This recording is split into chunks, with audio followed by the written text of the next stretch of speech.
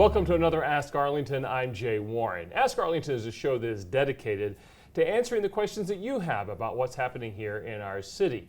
And on this episode, we're focusing on the Zika virus and ways that you can prevent mosquito breeding right here in Arlington. Now, Zika virus is primarily spread to people through mosquito bites, and about 80% of people infected with the virus do not become sick.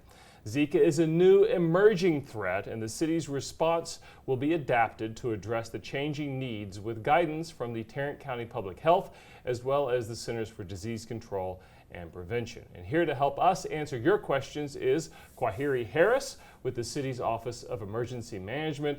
Kwaheri, we certainly do appreciate you coming in to answer these questions. And we got a lot of questions on this topic. I know it's kind of, as we said, it's one of those emerging things that people, I think, have some concern about, certainly that's unknown. So maybe before we get to our residents' questions, could you just start off by telling us what is the Zika virus? Kind of walk us through it. Well, Zika virus is a mosquito-borne illness that actually has been around for quite some time in other countries. However, in the last couple of years, what we've been noticing is that we had a lot of individuals that were traveling from other countries back to the U.S. that actually had the virus. So that's why it's become such a concern for us, because the specific mosquito that actually is known to carry the virus is called the Aedes aegypti, and that is a human breeder. So those individuals that are coming from other countries carrying the virus may actually be bitten by that mosquito and actually pass on to another individual. So that's why it's a concern right now in the U.S. So it can travel a little differently than, let's say, West Nile or chikungunya or some of the other diseases that mosquitoes can breed with? Not just in the manner of which it traveled, but also the breeding source is the bigger problem. With West Nile, what you have is it is a feeder of birds. So it infects the birds, and then another mosquito that bites the bird may go and infect a human being, but the feeding source is usually not humans. With West Nile virus, it's a bird. And humans are actually just kind of like a afterthought, something that happens. However, with the mosquito that carries Zika, they're actually feeding off of humans. That's what their breeding source is. So the likelihood of a mosquito actually biting a person, getting the virus, and then biting another person, infecting them, is much greater than, say, a mosquito that carries West Nile. All right, well, that gives us a good basis for people who weren't aware of what Zika was all about. Let's get to some of our resident questions now, and our first one comes to us from Lisa. Lisa asks, does the city of Arlington have a program that allows citizens to report mosquito breeding grounds near their homes that would then be treated periodically? Is there a number that people can call or a way they can report that? Well, what they would do is contact our local action center, who would give that information to our code compliance officers, and then they would go out to the property and investigate it. If it's a public property, one that the city owned, they would, one, try to identify breeding sources and of course drain the breeding sources to eliminate the growth of mosquitoes, but then also they do things like larviciding to help, if there's larvae in the area, prevent them from actually becoming full-blown mosquitoes. And we should point out that on your own personal property, you need to be doing some of that yourself in terms of making sure you don't have standing water sources. Even very small amounts of water can be a breeding ground, right? Absolutely, and that is the most important message that we're trying to get out to our residents in Arlington. This is something that they're going to have to take the leadership on, with going around their home, identify breeding sources so that we could try to eliminate the creation of mosquitoes or mosquitoes having opportunities to lay their eggs. So preventing the mosquitoes from ever developing is the first step. If they find areas that maybe they can actually drain, like say for example they want to keep their fountains or they have ponds, then we ask them to do larviciding so that if there are larvae, which are eggs that are mosquito eggs that are developing in the water, then they can treat that and actually kill the larvae. But in addition to that, we also want them to protect themselves, create a barrier between those mosquitoes that are already out there. So what we ask them to do is to wear long sleeve shirts and pants, as well as put on insect repellent that has DEET in it.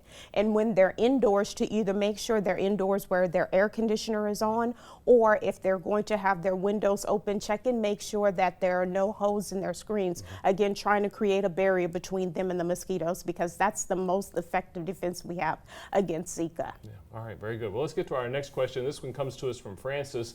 Francis wants to know if the city monitors public pools and checks for health and safety violations to ensure the safety of public. but also monitors maybe the private pools out there. So we understand that we're monitoring the public spaces, but what about the private pools and things of that nature? Well, again, the only way we would know about the private pool is if they would contact and let us know. So again, they would contact the Action Center to report maybe if they have a neighbor that they know has a above ground pool that has standing water in it, and maybe they're not treating it for whatever reason. They would contact us and we can send code compliance out who would, one, investigate the area, identify breeding sources, and then provide education for the neighbor on how they can take action to prevent those breeding sources from producing mosquitoes. Okay. Our next question now comes to us from Tracy, and Tracy would like to know what are some of the symptoms of Zika and what should we look for early on? Well, if you think you've been bitten by a mosquito and you might have Zika, what should you be looking for? Well, again, like you said, 80% of the individuals who are infected with the Zika virus won't have any symptoms. You'll have a small group that will have symptoms that'll last several days to a week, and those symptoms usually include things like fever, an itchy rash, joint pain, and red eyes. Okay. All right, very good. And our last question comes to us from Antoinette. She wants to know if there will be spraying throughout our Arlington communities. I know with West Nile and other chikungunya, we've already had the spraying that's gone on here. And how will that work with Zika? Well, Zika is a very interesting disease in the fact that the mosquito itself doesn't travel very far, 200 to maybe 400 meters top. So if we try to deal with the mosquito, the adult mosquito, by actually spraying the way we do with West Nile, it will not be effective, which goes back to why we think it's so important to try to eliminate the breeding source so that we don't have to deal with the mosquito at all, and also to protect yourself while you're outside through the means that I mentioned. The other interesting thing about Zika, as with West Nile, what we can do is actually provide traps that capture the mosquito that let us know that they're in that area. So then we do what's called targeted ground spraying for that area. With Zika, we have to follow the human being, not necessarily the mosquito, because even if we kill the adult mosquito, we have the human that's carrying the source. So as they move from neighborhood to neighborhood, the mosquito may actually bite them, and if a mosquito bites them, then now that mosquito's infected and it can continue to carry the virus onto another individual. So it's just very different, and that's why we don't actually, first of all, with mosquito-borne illness, adulticiding is not the first line of defense ever. But the protection measures that I mentioned are the things that we want to make sure that we emphasize, because that's the way we protect ourselves from any mosquito-borne illness, including Zika. So we all have a personal responsibility. Absolutely. There. All right, very good. Well, Kwaheri, thank you so much for coming in and answering these questions. Again, it's a topic that I think a lot of people have some concern about, in addition to West Nile that we've had lingering concerns about for a few years, but now adding Zika to the list. Yes. So thank you for that. We appreciate that. And thank you at home for sending in some great questions. We got a lot of them this time. We really do appreciate it. That will do it for this week's Ask Arlington. Tune in next time when we'll answer more of your questions.